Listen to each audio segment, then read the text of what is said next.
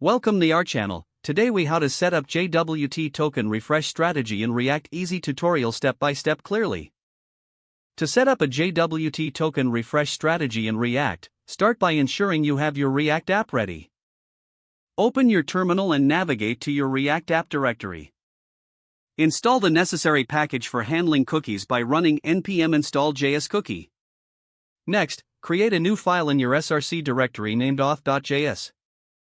In auth.js, define a function to set tokens in cookies. This function should take a token and an expiry time as arguments. Use cookies.set from the JS cookie package to store the token. Make sure to set the cookie to expire based on the provided expiry time. Now, define another function to retrieve tokens from cookies. This function should return the tokens stored in the cookie. Next, create a function to clear tokens from cookies when the user logs out. Use cookies.remove to delete the token from the cookie. Now, navigate to the main component where you'll handle authentication. Import the functions from auth.js. Create a state variable to hold the user's authentication status. When your application initializes, check for an existing token using your retrieval function. If a token exists, set the authentication status accordingly. Now, implement a function to handle login using an API call.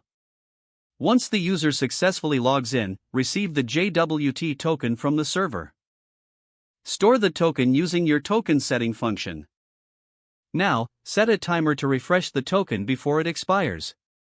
Use setTimeout to call the refresh function a few minutes before the expiration. Create a function to fetch a new token from the server. In this function, send the existing token to the server for verification. If the server responds with a new token, store it using your setting function. Handle scenarios where the token refresh fails, like when the token is expired. In such cases, clear the token and redirect the user to the login page. Ensure you also handle token expiry during protected routes in your app. Don't forget to like this video and subscribe to our channel for more step-by-step tech guides.